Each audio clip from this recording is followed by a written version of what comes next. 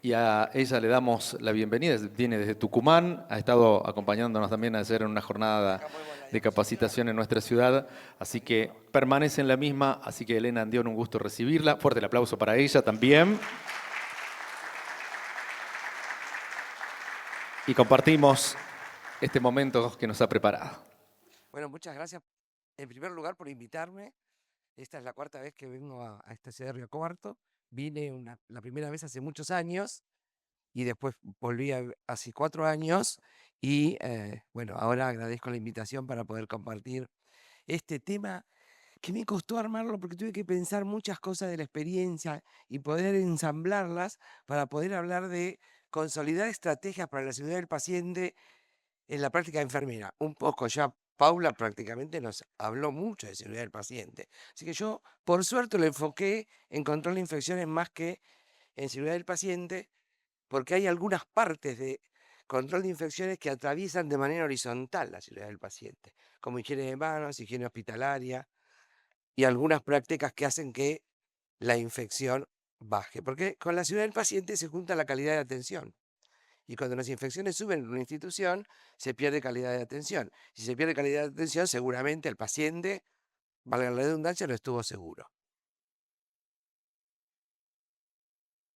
¿Para adelante lo paso? ¿Para abajo? Perdón. Ahí está.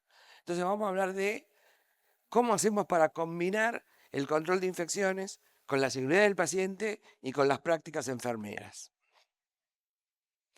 Primero, para consolidar una estrategia, hay que analizar lo que está pasando, porque si no empezamos por hacer un diagnóstico de situación, no hay estrategia que pueda servir, porque no hay nada escrito que se pueda aplicar a mi propia realidad. Mi propia realidad me va a exigir una estrategia particular. Una vez que la analicé la situación, tengo que definir metas y objetivos, porque si una estrategia no tiene objetivos, no sé hacia dónde va y no va a servir para nada. Seleccionar las mejores intervenciones. Hoy en día no podemos decir hacemos algo por práctica tradicional, porque siempre lo hice de esta manera. Hoy en día hay evidencia científica y nadie puede, en control de infecciones, recomendar algo que no tenga evidencia científica atrás que la esté sustentando. Por eso que tengo que justificar por qué voy a hacer ese trabajo, por qué voy a hacer esa intervención, planificarla adecuadamente para que después en el medio no me encuentre con que no la puedo hacer porque algo no lo tuve en cuenta y después ejecutarlo. Y una vez que lo ejecuté, tengo que evaluar los resultados. ¿Cómo me fue? ¿Bien? ¿Mal? Como decía Paula, me puede ir mal, pero bueno, eso es también una oportunidad de mejora. Y tengo que retroalimentar al personal lo más cercano al tiempo real posible. Porque si yo saqué una estrategia y me di la adherencia de higiene de manos hoy, no va a ser lo mismo si yo le informo 3 meses después. Porque puede haber variado para mal o para bien. O sea que los datos no están en un cajón nunca. Por lo menos en control de infecciones nunca están en un cajón. Siempre están lo más rápido posible devueltos al personal sobre el cual se hizo esa medición. La práctica enfermera, como parte de esta estrategia, es conocer y aplicar la prevención y el control de infecciones en base a la seguridad del paciente, en aquellos aspectos que hacen a la seguridad del paciente. Por supuesto, como en todo proyecto de mejora, es parte de la estrategia modificarla, mejorarla siempre y relanzarla en función de los resultados que yo obtuve. Otra vez me fui para adelante, así que tengo que aprender a manejarme para atrás. Ahí está. ¿Y para eso qué hace falta? Paula ya lo dijo miles de veces y lo dice siempre. Gestión. Gestión en prevención y control de infecciones. Necesitamos tener vigilancia epidemiológica. Si no sé lo que me pasa, qué estrategia, qué programa de mejora o intervención puedo implementar. Ninguno, porque voy a estar a ciegas. Vigilancia epidemiológica, el que tiene los datos tiene el poder. No solo el poder porque sabe cómo posicionarse, sino el poder de hacer las cosas bien, porque tiene una base sobre la cual quiere planificar la mejora hacia adelante. Y como también Paula señalaba, higiene de manos, uso adecuado de elementos de protección personal. Nos dimos cuenta en la pandemia que la gente no sabía ponerse bien los guantes, no sabía calzarse bien el barbijo. El camisolín era como una cosa que nunca se lo abrochaban.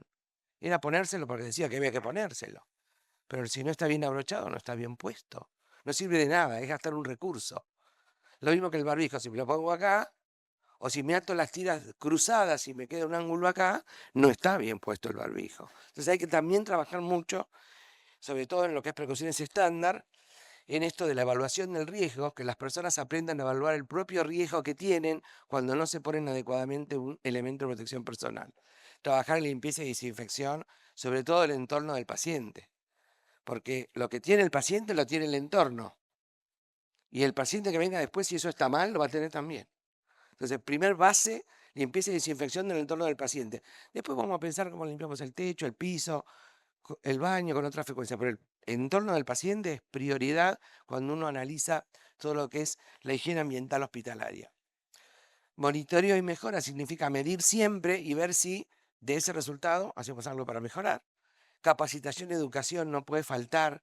Y siempre, otra vez, como dice, vamos a hablar de higiene de manos, otra vez van a hablar de prevención de bacteriemias, qué pesados. Pero el público siempre es dinámico, nunca es igual, no es una corte fija. Y aparte las cosas se olvidan, el conocimiento que alguien le da te queda en un 20% y ese 20% pues se pierde. Entonces, siempre hay que hablar de higiene de manos en el hospital, siempre hay que hablar de limpieza y desinfección del entorno del paciente, siempre hay que mejorar las prácticas, siempre. Y tener normas y protocolos escritos porque hay que poder guiarse de algo que sustente lo que estamos haciendo, ¿no? Por eso, los que hacemos control de infecciones tenemos un programa de prevención y control de infecciones que podría definirse como un plan maestro que me ordena las actividades que voy a realizar y las acciones que yo voy a implementar en control de infecciones. Y que está basada en estos tres aspectos que son, a su vez, interdependientes, ¿no? Yo necesito, para que los procesos y los resultados sean buenos, tener una buena estructura. Y cuando hablo de estructura en control de infecciones, hablo de lo mismo que hablaba antes. Recomendaciones escritas, todo un trabajo educativo. Nadie puede medir lo que la gente no sabe. Si yo no enseñé cómo se hace, por ejemplo, una cobertura adecuada del sitio de inserción de un catéter, ¿cómo puedo medir si se lo están haciendo bien o mal? O sea, nunca puede haber un buen resultado si la estructura que la sustenta es mala. De la misma manera, voy a medir un proceso. Hoy en día los procesos, en la gran mayoría, están asociados a programas de intervención a través de los paquetes de medidas preventivos o paquetes de medidas de control o bundle, como se lo suele hablar, que es una sigla en inglés, ¿no? Quiere decir paquete de vendaje en inglés. Pero justamente si dentro de los componentes de cada uno de esos paquetes de medidas preventivas hay uno que no alcanza la adherencia que tiene que alcanzar, ustedes saben que cuando hacemos paquetes de medidas preventivos, si no alcanzamos mínimamente el 95%, la tasa no va a bajar nunca, nada mejora. Así que hay que tener una fuerte adherencia porque en ese paquete de medidas de control tenemos componentes de alto impacto para bajar la tasa. Y si eso pasa, me va a dar un mal resultado. Y si el resultado es malo porque la tasa no bajó, no se movió o al contrario subió, tengo que volver a revisar el proceso. Y cuando reviso el proceso, tengo que volver a ver qué pasó con la estructura. Me falló la capacitación, no fue suficiente, la norma escrita anduvo mal. ¿Qué pasó? Lo tendré que analizar. Es una disciplina dinámica, el control de infecciones. Todos los días estamos aprendiendo, todos los días. Yo ya hace 5 años que me jubilé y les puedo asegurar que después de la pandemia me la pasé estudiando, porque todo salió después de la pandemia. Todas las recomendaciones con evidencia científica aparecieron del 2022 en adelante y siguen apareciendo. Y además hay competencia entre las instituciones científicas internacionales. O sea que tenés que leer qué recomienda GEA, qué recomienda CDC, qué recomienda la Sociedad Europea, el CDC europeo, qué recomienda la asiática. Y porque todas van a recomendar algún punto distinto y todas van a tener a lo mejor una base de evidencia que no es exactamente igual entre sí. Entonces, ese programa de control de infecciones va a tener cambios constantes porque la epidemiología de la infección hospitalaria cambia y hoy en día todo lo que es epidemiología es comparado con qué. Vieron que había un chiste que decían en epidemiología que un médico epidemiólogo le comentaba a otro médico epidemiólogo y le decía que su esposa era muy hermosa. Y el otro le decía, ¿comparado con qué? Porque si bien es un chiste, lo que quiero decir con esto, que epidemiología, si no hay comparación, no hay epidemiología. Por eso es que las tasas, ahora tenemos un indicador que la sigla en inglés es SIR, y ahora nosotros en castellano lo llamamos REI, razón estandarizada de infección, significa la comparación constante primero conmigo mismo. ¿Cómo estaba hace 2 o 3 años? ¿Cómo estoy ahora? Y además, si esa mejora o empeoramiento es estadísticamente significativo a través de un intervalo de confianza que me lo demuestre. porque yo no le puedo decir al jefe de terapia intensiva, hemos bajado la tasa de bacteriemia. Y aparentemente parece que bajó, porque la tasa está más baja, pero puede haber sido producto del azar, no producto de un programa de intervención, no un producto de un trabajo común entre control de infecciones y el personal de la terapia intensiva. Entonces lo tengo que demostrar estadísticamente. Las recomendaciones siempre con base de evidencia. Pensar que la población de pacientes cambia. En todas las charlas hablamos de recién nacidos prematuros, hablamos de personas de edad avanzada. Hoy en día los extremos de la vida están muy compatibles con la vida misma. O sea, prematuros que antes no eran viables, hoy en día viven. Como contaba recién la colega, 20 años ya tiene. Yo tengo además experiencia de 2 nietos prematuros, que los dos están muy bonitos además. Uno tiene 25 años y el otro tiene 8. Así que sé el trabajo de neonatología, más allá de que soy enfermera de pediatría, ¿no? Los ancianos, ahora nos quieren cambiar la edad de la jubilación. ¿Por qué? Porque la vida está alargada y somos útiles durante más tiempo. La evolución de la enfermedad, todo cambia. Con el advenimiento, por ejemplo, por eso puse el sarampión. Con el advenimiento de la vacuna, cambió la epidemiología del sarampión. No es lo mismo el anticuerpo que le pasa a una mamá que tuvo sarampión, como yo, a mis hijos, que a aquella que se vacunó. ¿Y cuánto tiempo va a durar el anticuerpo en una persona que está vacunada respecto de aquella que padeció la enfermedad? Está todo cambiando. Por eso hay reemergencia de aquellas enfermedades que parecía que podíamos controlarlas, porque el sarampión estaba junto con la polio, dentro de la enfermedad que se podía controlar y no se pudo. La complejidad, cirugías cada vez más complejas, los trasplantes, enfermedades que parecía también controladas con vacuna, como hablando de la vacuna, como la gripe, y de repente aparece, ¿se acuerdan? La de divulgación porcina, H1N1. Ahora tenemos el clado de la H2N3, el clado K, que aparentemente no está cubierto con la vacuna que normalmente recibimos. COVID-19, KPC, y solo tuvimos 2 casos, pero en Europa está muy mal con esto de la Candida auris, porque tiene resistencia a todos los medicamentos antifúngicos que hay disponibles. O sea que tenemos cambios constantes, como que la demanda de las camas de terapia intensiva aumenta, mayor sobrevida de vidas en las edades extremas, mucho más procedimiento invasivo, porque al estar más en terapia intensiva y vivir más procedimiento invasivo, eso hace que aumente la infección asociada al cuidado de la salud, se incrementa el uso de antibióticos. ¿Qué pasa? Crece la resistencia antimicrobiana, aumenta el número de infecciones por microorganismos multiresistentes, aparecen enfermedades emergentes y reemergentes, con muchas variaciones que me hacen que la recomendación que ayer tenía hoy no me sirva y tenga que hacer una nueva. Este programa está planificado en el Comité de Infecciones, dentro del marco del Comité de Infecciones, por los infectólogos, los enfermeros de control de infecciones, los microbiólogos, los farmacéuticos, que ahora tienen un rol muy importante en todo lo que es la prevención de infecciones, pero tienen que estar adaptados a una característica institucional. No es lo mismo el programa que yo puedo hacer en un hospital que el que puedo hacer ustedes en la clínica, que el que puedo hacer en otro lugar. Pero este programa no sirve de nada, por más lindo que sea, por más objetivos que tenga, si no contamos con el aval institucional. Porque la filosofía y los objetivos de la institución tienen que ser favorables al control de infecciones. Si no, chocamos con como Sancho Panza cuando nos morimos de viento, ¿no? El Quijote. ¿Por qué tenemos que vender ese programa y saberlo vender a la dirección del hospital? Porque trae calidad de atención médica y sirve para el reconocimiento institucional.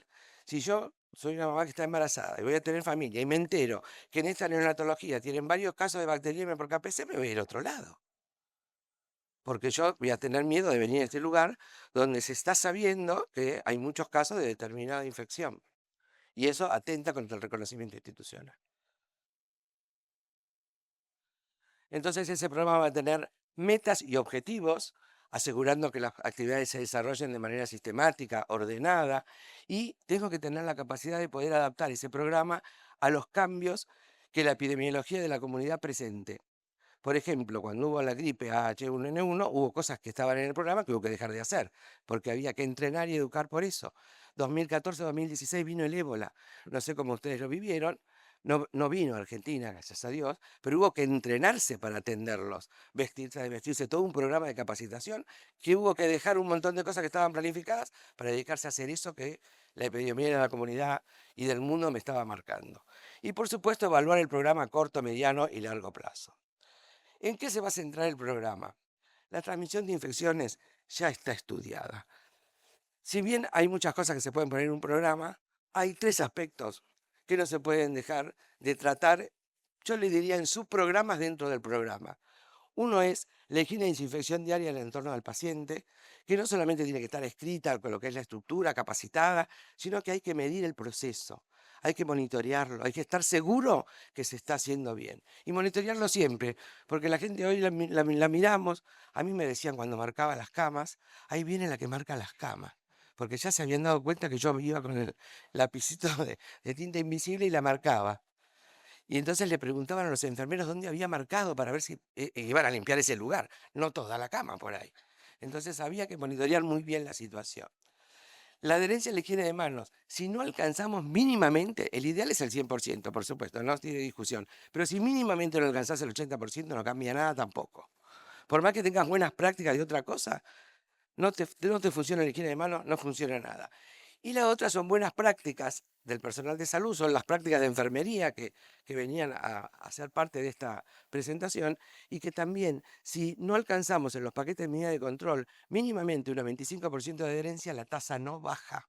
O sea que vamos a tener una tasa de adherencia que sube y al mismo tiempo una tasa de adherencia que baja con tendencia al cero. Tendencia no significa cero, porque el cero es casual.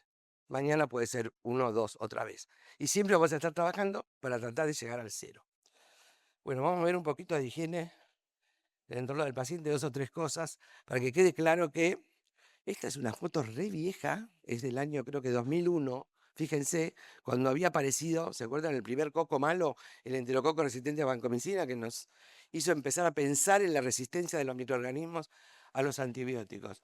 Este es un estudio que hizo el CDC en el 2001 y marcó con una cruz todos los lugares de esa terapia donde había encontrado el enterococo resistente a vancomicina. A mí de todo esto me llamó la atención 2 cosas, la mesa de comer y la historia clínica. Y hoy en día seguimos peleando porque nadie escriba arriba de la mesa de comer del paciente y porque los médicos y los enfermeros no lleven la historia clínica adentro de la habitación de un paciente, sobre todo cuando tiene un germen multiresistente. Pero hubo un estudio que nos cambió la mente, más allá de esto que el CDC nos enseñaba y que medio que no nos había entrado. Es el estudio de Kramer y colaboradores, se publicó en el año 2006, y estudió la persistencia de los microorganismos en un medio ambiente, en un entorno del paciente, que no está bien limpio y desinfectado. Fíjense Acinetobacter, esto es Acinetobacter especies, y acá puede entrar el complejo Baumann y Calcoaceticus también. 3 días a 5 meses. 5 meses para Clostridioides difficile. Escherichia coli desde 1 hora 30 minutos a 16 meses. Estafilococo aureus, 7 días a 7 meses. Y Serratia, el laneo, que es el miedo de las neo, son las Serratias marcenses porque no son flora propia o microbiota propia de las personas, sino que vienen de afuera siempre. 3 días a 2 meses. Y así seguimos. Miren Klebsiella, 2 horas a más de 30 meses. Imagínense si es o no es importante que nos ocupemos un poco de la higiene y desinfección del entorno del paciente, que lo podamos medir y monitorear. Y algo que antes no le dábamos importancia, que es la Candida albicans, y decíamos, no, o sea, propia del paciente y tiene que ver con la quimioterapia, con lo que lo están tratando, entonces sale, se desarrolla mejor esa cándida, o le dieron mucho antibiótico, borró la flora bacteriana y creció el hongo. No, lo podemos tener nosotros. Yo tuve un brote en trasplante de médula ósea por Candida parapsilosis y estaba en la uña del ayudante de servicio que iba a buscar las gasas de esterilización y las guardaba en el cajoncito que había en cada habitación para la atención del paciente. Y no lo encontraba por ningún lado. Y tuve que hacer que todo el mundo se saque la pintura de uñas, la lucha hospitalaria con la pintura de uñas, con los anillos, con los relojes y con todo eso. O sea que cuidado con los hongos que también se quedan en la superficie. Fíjense, Candida albicans 120 días en la superficie. Los virus también, porque uno dice, los virus no, sí, los virus también. 6 horas el virus incisional respiratorio en las manos del personal de salud. Media hora en las manos y 6 horas en el medio ambiente. Nosotros lo aprendimos con el COVID, nos tocamos la cara 25 veces en 1 hora. ¿Y qué nos tocamos? Los ojos, bueno, nos pica acá, nos hacemos así en la nariz, podemos leer la voz. Es involuntario, ¿no? No es que uno lo hace de maldad, pero lo hacemos. Adenovirus, más de 49 días en superficies no porosas. Influenza, 24 a 48 horas. ¿Es o no es importante? Con esto solo casi ni se discute. Y hay otro trabajo más que encima midió la dosis infectante, o sea, la cantidad que tenía que haber de virus o de bacterias para poder producir una infección. Y desde el 2022, como le dije, fíjense la cantidad, es para mostrar nada más, ¿no? La cantidad de trabajos que se empezaron a hacer en el mundo y a publicar en asociación con todos los errores que tienen que ver con la falta de higiene y desinfección del entorno del paciente. Es más, eh, Didier Pitié, que ustedes saben que fue como el promotor del primer reto global para la ciudad del paciente en cuanto a higiene de manos, ahora está trabajando con un programa que se llama Clean Hospital, que son hospitales limpios, porque se dio cuenta que la segunda actividad que hay que dedicarle bastante esfuerzo es en la higiene y desinfección del entorno del paciente. Bueno, esto será solamente para mostrarlo. Este es un estudio prospectivo de transmisión de organismos resistentes a múltiples fármacos en sitios ambientales y hospitales y pacientes hospitalizados, el estudio Transfer. Las bacterias se identificaron genéticamente, el 11,3% de los pacientes estaba colonizado al ingreso, en el 55% de las superficies aislaron bacterias y en 18,5% las bacterias que estaban en el ambiente eran las mismas que tenía el paciente. Exactamente igual, porque es un estudio identificado genéticamente. Otro trabajo del rol del ambiente hospitalario en la transmisión de bacterias gram negativas, comparando las superficies secas, los equipos, lo mismo. Y algo que es un problema que está creciendo, que es la dificultad para erradicar las bacterias de las redes de agua. En los sifones de ¿vieron cuando la, del, la pileta tiene como un recoveco de la cañería que va a la pared? Bueno, ahí, en esa parte que se queda medio plana, en la curva, ahí se identificaron bacterias que salen afuera por un efecto sifón, como si fuera un sorbete. Si esa pileta la tenemos pegada a una mesada y al lado de esa mesada se prepara la medicación, perdimos. Porque todos los KPC que se nos quedaron en las manos y que cayeron en ese sifón salen de vuelta. Y van a afectar que las jeringas, las gasas, el alcohol, todo lo que tenemos en esa mesada. Por eso ese es un problema que no se radica sacando la pileta, se radica tratando de que los gérmenes de la pileta no vayan a impactar sobre la mesada. ¿Qué hicieron en este estudio, por ejemplo? Pusieron una mampara que separaba la pileta de la mesada para proteger la preparación de ahí. Porque, bueno, a veces no se puede hacer en el hospital de nuevo. Este es otro trabajo importante donde pregunta, ¿importa quién estuvo antes en esa cama? Porque pudieron ver, ¿sí?, que había una asociación entre los gérmenes que tenía el nuevo paciente que ocupaba la misma cama por deficiencias en la limpieza terminal, en la higiene terminal. Es un estudio de caso control en 4 hospitales, 2 de alta complejidad de la ciudad de Nueva York, y el siguiente paciente que ocupó la misma cama presentó el mismo microorganismo.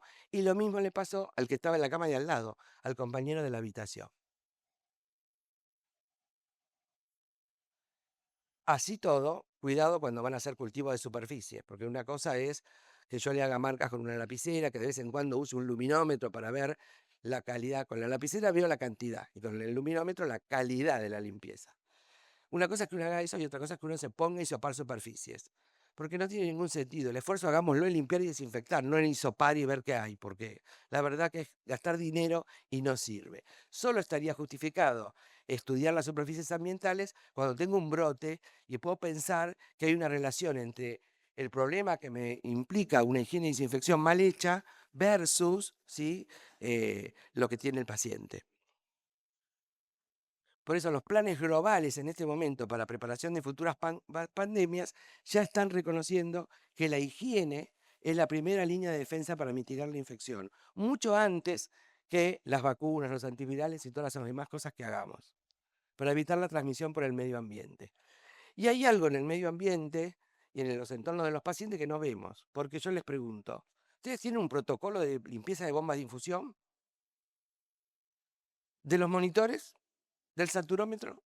¿De las cortinas? ¿Cada cuánto se cambian las cortinas? ¿Hay algún protocolo escrito? ¿Y de los celulares? ¿Hay alguien que controle que el celular no se use adentro del entorno del paciente? Yo sé que el celular es importante y no se puede dejar de usar, pero bueno, tienen 18 veces más microorganismos que las palancas de un inodoro público, ¿sí? Por eso no se pueden usar dentro del entorno del paciente y después de usarlo hay que lavarse las manos. Este es un estudio de Iquilic y colaboradores que dice que en 1 centímetro cuadrado de teléfono celular se obtuvieron 400 microorganismos, mayor concentración de bacterias del medio ambiente. La única forma de asegurar que las superficies están limpias y desinfectadas, efectivamente, es practicar higiene y desinfección de todas las superficies de alto contacto con las manos y de manera concienzuda y sistemática. Traducción literal del CDC, esto, ¿no?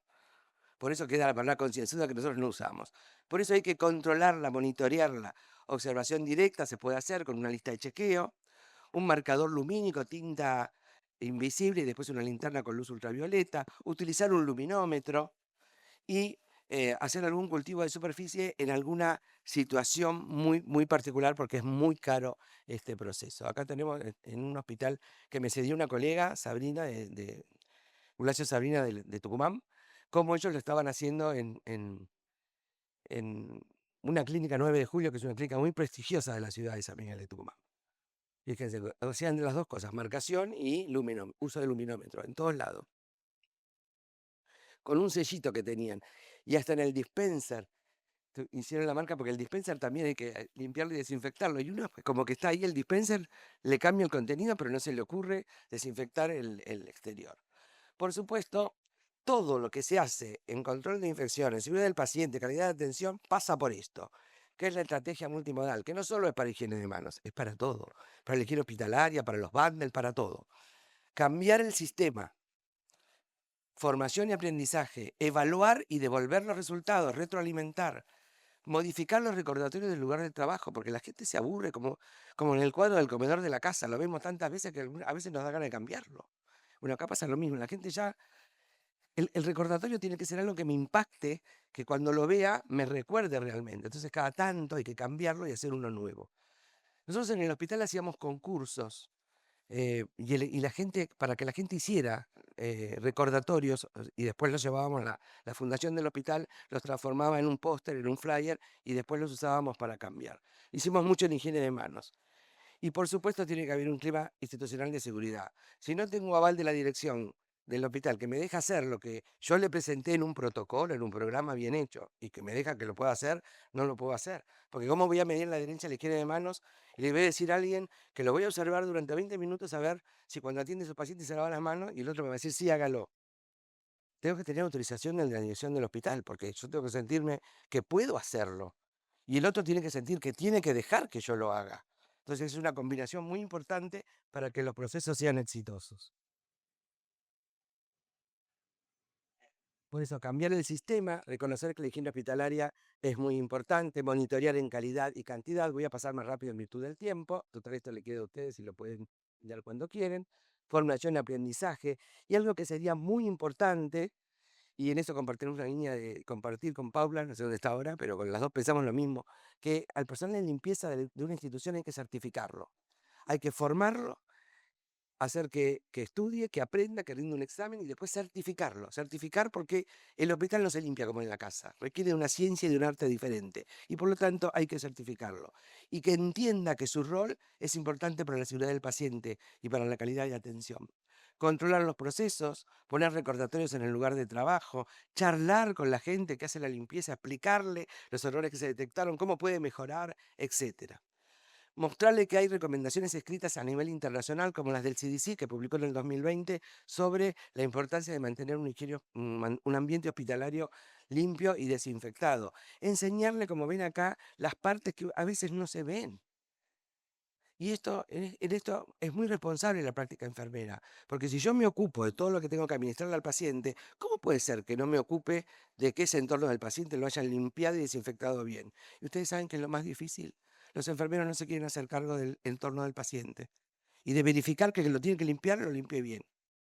Y es parte de la observación que tiene que tener el enfermero, porque si el paciente está en un entorno que sería su cama, su mesa de luz, su pie de suero, la cantidad de gérmenes que hay en los pies de suero no se pueden imaginar, porque ¿quién los limpia y los desinfecta? Nadie, porque no los ven, no los ven como peligroso. Así como no ven como peligroso la silla de ruedas, porque ¿quién limpia y desinfecta la silla de ruedas? Las camillas. ¿Hay algún protocolo? y pasamos, llevamos un paciente a otro. A mí me pasaba que bañaba a los pacientes, les hacía hacer 3 baños, cumplía rajatabla con la recomendación de Wells, el de 1997, y después venía el camillero con la camilla que había llevado el enterococo, y lo llevaba al quirófano el paciente. O sea, ¿para qué lo habíamos bañado tanto? ¿Para qué estaba listo?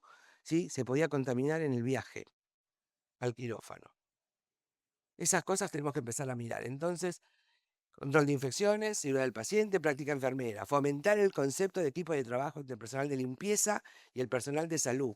El personal de enfermería debe trabajar en la educación del personal de limpieza y en el protocolo del proceso de limpieza y desinfección de las superficies que forman parte del entorno del paciente y de los elementos biomédicos portátiles que se usan para la atención. Eso significa también controlar que el equipo de rayos, cuando viene, ¿se desinfectó ese equipo que anda paseando por toda la institución antes de atender a mi paciente? ¿Qué pasó con el chasis que le ponen abajo del paciente? ¿Lo desinfectaron después de haberlo usado con otro? ¿O le pusieron una bolsa por lo menos? ¿Lo protegieron? Porque lo ponen debajo del cuerpo del paciente y todas las escamas de piel están llenas de los mismos microorganismos que tiene el paciente.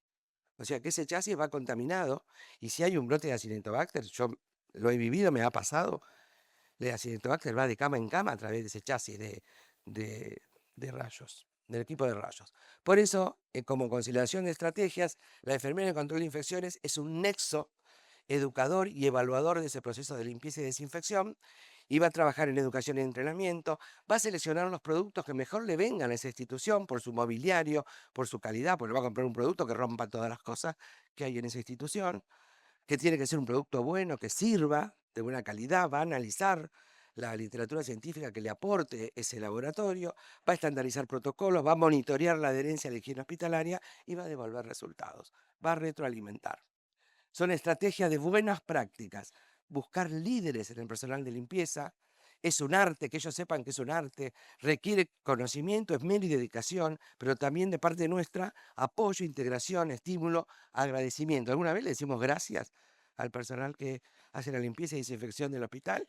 Y fíjense, para la higiene hospitalaria, para la higiene de manos, perdón, el retorno de la inversión es hasta 23 veces. O sea que todo lo que yo invierto en mejorar la higiene de manos vuelve mejorado 23 veces. ¿Y cuál es el retorno de la inversión en higiene ambiental hospitalaria? No está medido, pero se dice que un pequeño brote que afecta a 40 pacientes puede costar en Europa, que se hizo este trabajo, más de 1.000.000 de euros. Así que, desde el punto de vista de la costo-efectividad, es re bueno. Un poquito de higiene de manos, ya el tiempo me está marcando, voy a apurarme un poquito. Eh, Lograr una adherencia de más del 80%. Acá también tenemos que consolidar estrategias de control de infecciones, seguridad del paciente y práctica enfermera. Internalizar la idea del impacto y consecuencia que tiene la higiene de manos para el paciente, el personal y la institución de salud. ¿Y cómo se arregla? En la educación hay que insistir en la percepción del riesgo.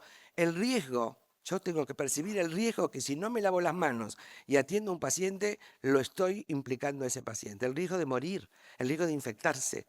Esa percepción de riesgo está como perdida y hay que tratar de trabajarla mucho en la educación de higiene de manos, ¿sí? Es la práctica enfermera más importante en el desarrollo del arte de cuidar. Esto nunca se puede olvidar un enfermero, ¿no? Cuidar al paciente implica la higiene de manos antes de atenderlo. Implica adherir a los 5 momentos o a los 3 momentos, porque hay algunas bibliografías ahora que están trabajando con los 3 momentos. Las manos del personal de salud se tienen que higienizar antes de atender al paciente y no se olviden que el personal de enfermería está 24/7 con los pacientes, porque lo atendemos las 24 horas del día. Porque la higiene de manos obviamente salva vidas. Fíjense que hasta el año 2018, en un estudio que hizo la Organización Mundial de la Salud, el 59,6% del cumplimiento de la higiene de manos se alcanzaba en las unidades de cuidados intensivos, cuando hablábamos que el ideal era el 80%. Se alcanza en países de altos ingresos el 64,5% de adherencia y en los de bajos ingresos el 9,1% de adherencia. Fíjense en acá, este es el programa Vida, el último trabajo que se hizo de medición de higiene de manos, y fíjense con los colores, en la terapia intensiva de adultos se alcanza un máximo del 65,6%, esto es nuestro país, en lo que es unidad de cuidados no críticos, o sea, la sala de internación común 69,4%, en la NEO, obviamente la NEO siempre se lleva los laureles en esto porque tiene una adherencia de higiene de manos muy alta, 76,6%. También en esto necesitamos la estrategia multimodal, que ya la nombramos, así que no la voy a repetir. Hay que salvar obstáculos y por lo tanto tenemos que tener un líder. El líder en esto siempre va a ser el ESI, pero tiene que buscar otros adherentes. En terapia intensiva no solamente va a medir la enfermedad de control de infecciones, la higiene de manos, tenemos que medir otras personas. Pero esas otras personas tienen que estar formadas como observadores. Y les cuento que formarse como observador no es una cosa fácil, ¿eh? Yo en el hospital me llevaba 17 sesiones de entrenamiento para tener un buen observador de higiene de manos que entendiera lo que tenía que medir y que pudiera medir rápido lo que estaba pasando. Porque hay que anotar los 5 momentos rápido y darse cuenta de qué momento es y si la técnica, por ejemplo, de higiene de manos está bien hecha o mal hecha. Por eso hay que cambiar el sistema, entender en primer término lo que decía Didier Pittiet, que el lavado de manos con agua y jabón es una acción del pasado y solamente está justificada cuando la mano está sucia. Si no, no. Y la higiene de manos con solución de base alcohólica es un estándar de cuidado. Trabajamos mucho con lo que fue el entorno del paciente, en el sentido de que la mejor higiene de manos se hace ahí, adentro del entorno del paciente. Si yo me lavé las manos cuando entré a la terapia, no me sirve de nada. Me tengo que lavar de vuelta cuando entro a la habitación del paciente. Esto es un cambio que se hizo del paradigma porque antes se evaluaba mucho si la gente se lavaba las manos cuando entraba a la terapia. Ahora no se evalúa más eso. Se evalúa si se lava las manos cuando entra al entorno del paciente. Formación y aprendizaje constantemente. Yo acá siempre discuto un poco esta historia de la técnica, porque lo he medido mucho en el hospital, y la técnica tiene 7 pasos. Y la verdad es que da lo mismo si yo cambié el 3 con el 4, el 4 con el 5, el 5 con el 6. Y la gente no se los aprende los pasos. Es muy complicado que se acuerde los pasos. Y la verdad que el orden de los factores no altera el producto en este caso. Y lo más importante, más que la técnica, que a veces no se puede medir porque medir los 5 momentos, encima medir la técnica, para el observador, les digo, pues yo lo he hecho, no es nada fácil. Por lo menos tenemos que visualizar que el producto que utilizaron, ya sea agua y jabón, como un gel alcohólico o un producto de base alcohólica, alcance para toda la superficie de las manos. Y no hay mejor manera, para no pelearse con nadie, que esta cajita didáctica, donde acá la ven a Paula, fue una de las primeras que utilizó esta cajita, donde uno pone las manos ahí adentro, ¿sí? Y con una luz ultravioleta le marca en negro la zona donde no le pasó el producto de higiene de mano. Las personas solas aprenden. No hace falta decirles nada porque es una autoevaluación. Y de esta manera se mejora mucho la técnica. Porque estos pasos, la verdad es que la gente no se los recuerda. Y da lo mismo. ¿Qué importa si primero hago el 4 y el 5 o el 5 y el 6 primero? ¿No? Cambia la historia. Entonces, cuidado con esto porque a veces la gente se focaliza en la técnica y pierde el bosque. ¿Sí? Se focaliza en un arbolito y perdió el bosque, que eso es lo importante. Entonces, esta visualización que se ve con la cajita, devolver los resultados. En los días de higiene de manos, hacer festejos es importante, pero la higiene de manos es todos los días, no es el 5 de mayo de cada año, sino es todos los días. Fíjense que este cartel lo ponía una enfermera en control de infecciones que trabajaba conmigo, le ponía un cartel a la terapia grande, les daba unos chupetines para que se pararan a leerlo, por agarrar el chupetín, porque si no, no lo leían, y decía, nos falta el 33% para alcanzar una adherencia del 100%. Y ya era bastante buena tener un 70 y pico por ciento de adherencia, pero ella insistía en que fuera mejor. Esto lo tomé de ustedes porque me encantó el festejo que hicieron ahora en esta clínica el 5 de mayo, muy lindo. Tener un clima institucional de seguridad. Fíjense, bueno, los argentinos todo todo festejo que podemos para comer. Es propio de nuestra cultura, ¿no? Entonces, las chicas iban a festejar el 5 de mayo, trajeron la torta, los sanguchitos, la Coca-Cola, todo para festejar el 5 de mayo. Pero este festejo que algunos se disfrazaban de payasos, otros usábamos una mano, tenía que generar felicidad. Si hablamos de higiene de manos, si la gente no es feliz, no hablemos más de higiene de manos porque todo está tirado a la basura. No sirve.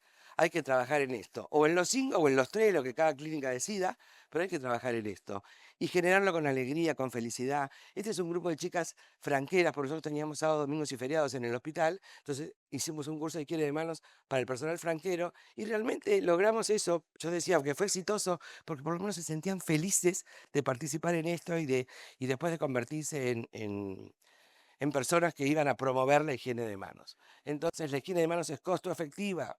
Una bacteriemia cuesta $44.000, $45.000 una neumonía. Todo lo que invertamos en higiene de manos es barato. Por eso hay que consolidar estrategias, siempre en estructura, proceso, resultados.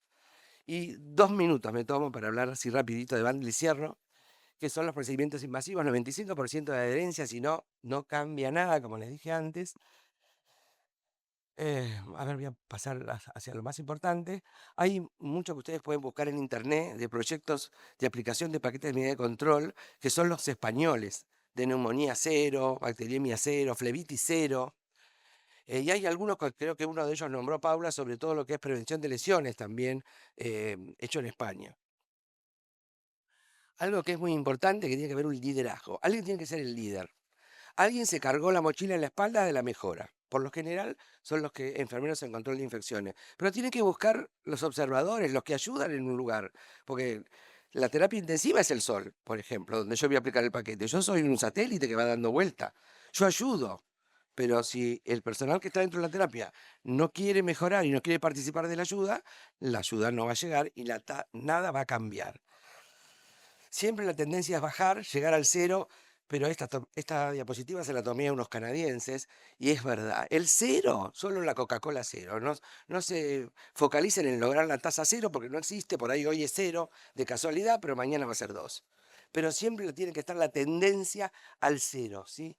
Y tratar de trabajar en esto, medir la adherencia, la tasa y ver la mejora continua, analizar, volver hacia la estructura, hacia los procesos y entender que cuando uno aplica un paquete de medida de control no es una listita de chequeo donde la gente por deporte está chequeando lo que hace. Si a mí me dan un papelito para que chequee y es mi paciente, que voy a poner que lo está mal, voy a poner que está todo bien. Es un ejercicio que no sirve.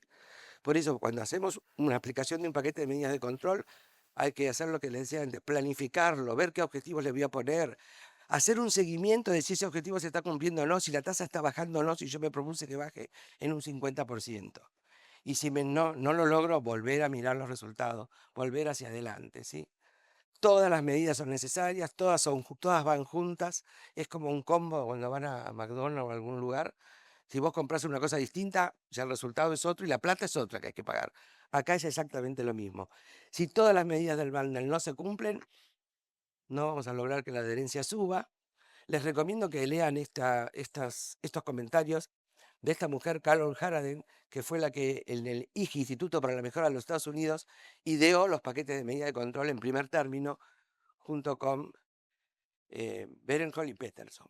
Bueno, entender que hay que medir también los componentes y ver si hay un componente que no funciona, que por ejemplo, antucesia de la piel con clorexidina al 2% aplicando una técnica correcta, no alcanzo al 95% de adherencia, tengo que investigar qué pasa.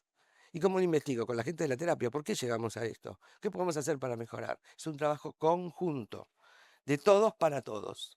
Y por supuesto, mostrar en resultados fáciles que todo el mundo entienda, nada de tablas complejas, ni de usar estadísticas complejas que nadie entiende en la terapia, el test de no sé cuánto, o el test de Fisher, o qué sé yo, porque la gente no entiende. Tiene que ser simple la retroalimentación para que todo el mundo la entienda. Medir la adherencia por profesión a la higiene de manos también, esto ayuda de alguna manera. Ningún paquete es preventivo si no hay un subprograma de higiene de manos, no funciona. No funciona el bundle sin eso. Por eso, si queremos consolidar estrategias de mejora, tenemos que hacer esto que les decía antes, poder mostrar que la tasa baja, pero a su vez hacer un intervalo de confianza y demostrar que esa tasa cuando bajó es significativa. Y cuando no lo logramos, no es significativo. Bueno, esto sería largo de explicar porque vigilancia epidemiológica, pero para que vean. Y las tasas, no informarlas más como tasas brutas, informarlas ajustadas de acuerdo a esto, que es la razón estratificada de infección. Y demostrar que esa disminución de la tasa en plata es costo efectiva. ¿Sí? Felicitar a la gente que nos ayuda en la terapia, porque dinero a veces no hay. No podemos darle, pero podemos darle esto que también es muy importante y muy gratificante a las personas que ayudan y colaboran con esto. Inyectar dosis extra de energía, entusiasmo, pasión. Eso es del ese que se cargó en la mochila, que quiere la mejora y que va a llevar al grupo a la mejora, al equipo a la mejora, a lograrlo. Entonces, como conclusión, el control de infecciones es un pilar de la seguridad del paciente, no cabe ninguna duda. Enfermería es protagonista del presente y el futuro de la prevención y control de infecciones, pero consolidar las estrategias que requiere liderazgo, evidencia y cultura. Y el futuro de la práctica enfermera está ligado a eso, a la innovación y a la ciencia de la mejora, sin ningún lugar a dudas. Bueno, muchísimas gracias. Elena Andión, muchas gracias. Fuerte el aplauso para ella. Gracias por haber sido parte también de este lindo momento que hemos compartido, que hemos disfrutado. Por sobre todas las cosas, hemos aprendido y enriquecido, por supuesto, nuestros propios pensamientos también. En la continuidad de este momento queremos compartir con ustedes un lindo video de empatía, de enfermería, que precisamente sirve para celebrar en este marco que estamos compartiendo con ustedes esta jornada de enfermería.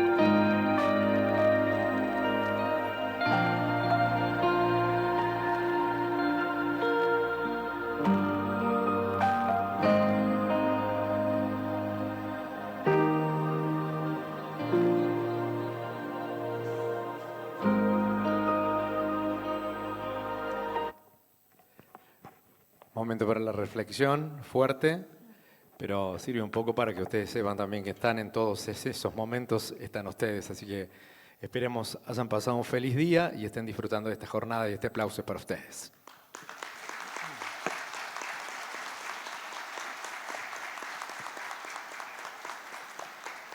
Tenemos un momentito de intercambio, aprovechando a nuestros profesionales que han sido quienes llevaron adelante esta primera parte, y algunas preguntas que nos hicieron con los que veníamos contando nosotros con el código QR y demás cuestiones.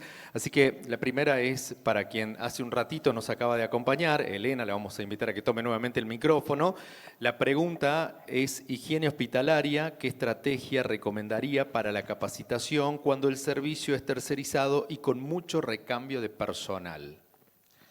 Bueno, tengo bastante experiencia porque siempre tuve servicios tercerizados en el hospital y lo más importante reside en la licitación. Porque empezamos al principio. Si no licitamos y no le escribimos en el pliego lo que queremos, van a hacer lo que la empresa tercerizada quiere. Así que hay que, por empezar, la norma de higiene hospitalaria y lo que tiene que hacer en cada lugar del hospital tiene que estar muy bien escrita, muy bien estudiada y tiene que incorporarse al pliego. Eso genera un compromiso en la empresa tercerizada que a su vez está asociado a la posibilidad de multas si no la cumple. No sé si acá existe esa posibilidad, pero nosotros en el hospital, cuando no se cumplía algo, se ponía multa. La multa dolía porque era un 5% de lo que estaba acordado. Entonces eso obligaba de alguna manera a la empresa a cumplir. Yo intenté, la verdad, formar al personal de la empresa, pero más golondrina no podía ser. Una vez capacité 120 personas, al mes siguiente, si quedaban 2 o 3, era mucho. Porque la empresa la llevaba a otros lados, a otros hospitales, a otros lugares. Entonces lo que planteé en la licitación, la siguiente, fue que hubiera una enfermera de control de infecciones o un técnico en higiene y seguridad laboral que estuviera capacitado por nosotros, que nosotros le íbamos a capacitar al primer grupo, pero a partir de ahí la capacitación y la obligación era de esa persona que le iba a pagar el sueldo a la empresa, no el hospital.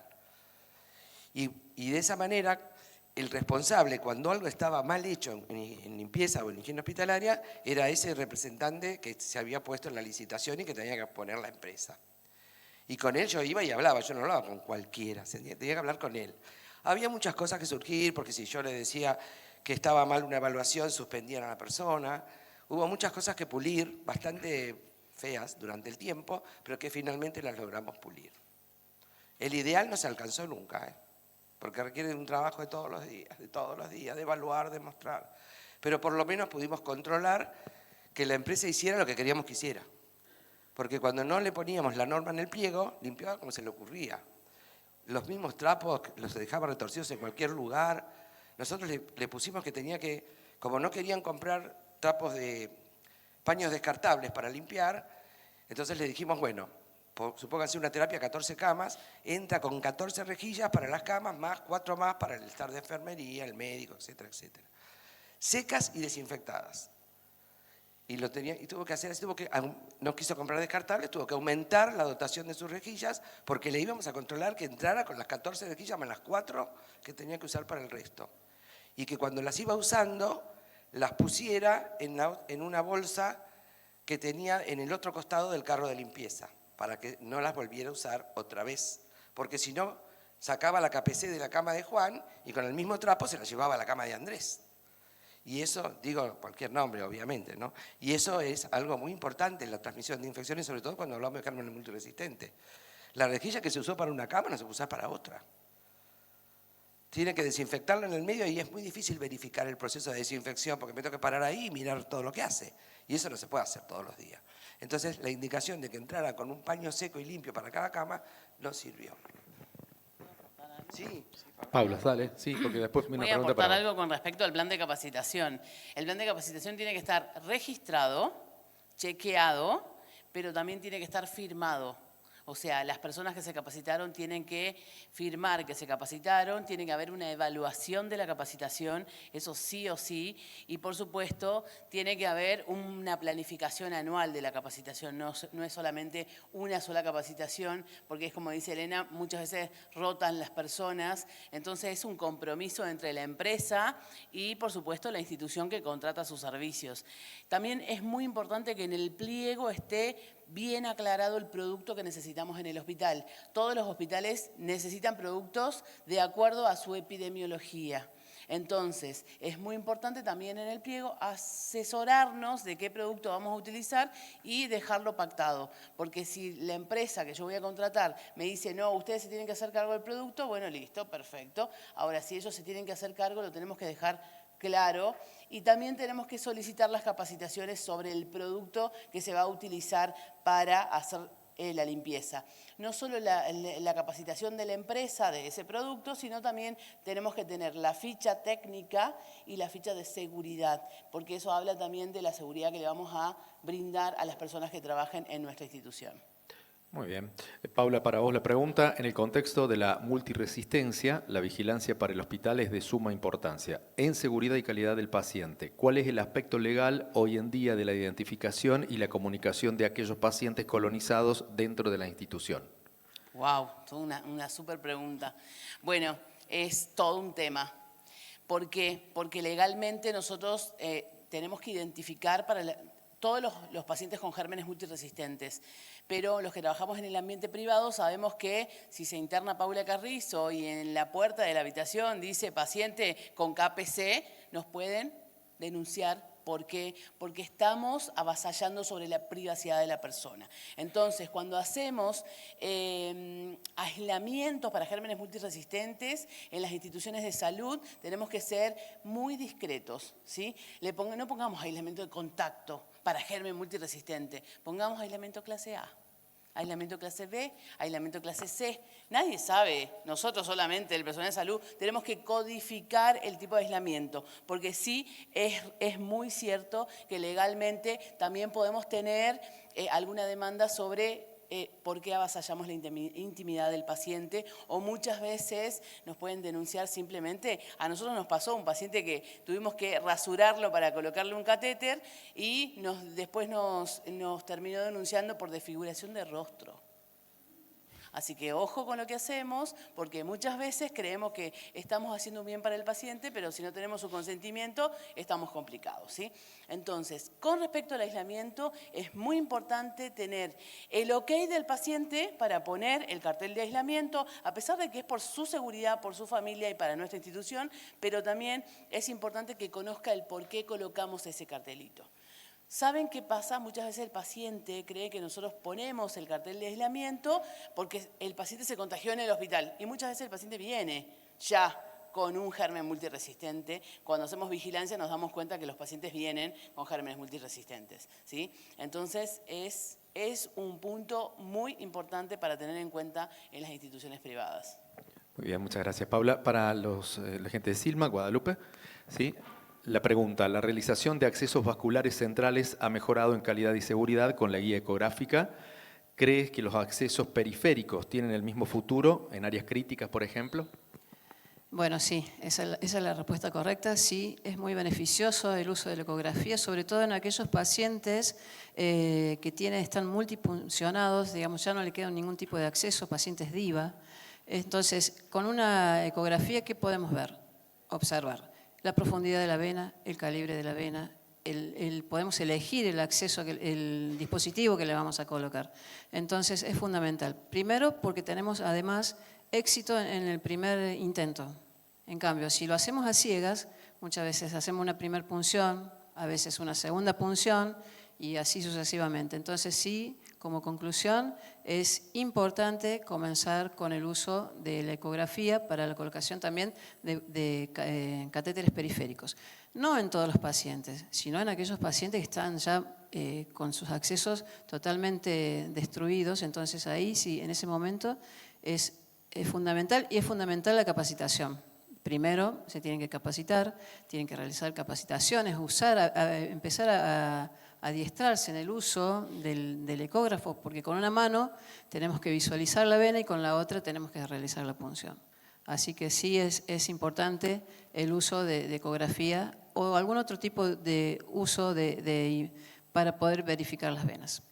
Muy bien, muchas Muchas gracias. gracias. No tenemos más preguntas. Sí, los vamos a invitar, José Luis, para que se sume ahí con Guadalupe, con Ivana, que se sume. Iván, Con Iván y Guadalupe. Bueno, y Guadalupe también la vamos a invitar ahora para que venga para la foto, porque para viene la una foto.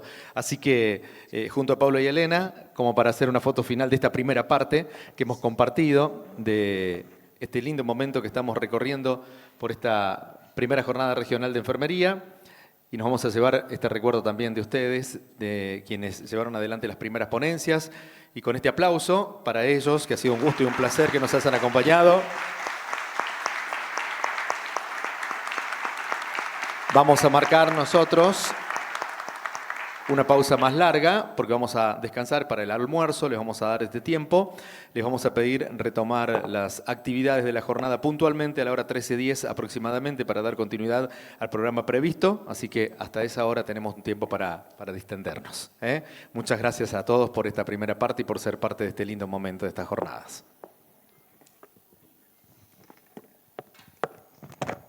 Hay unas fotos más.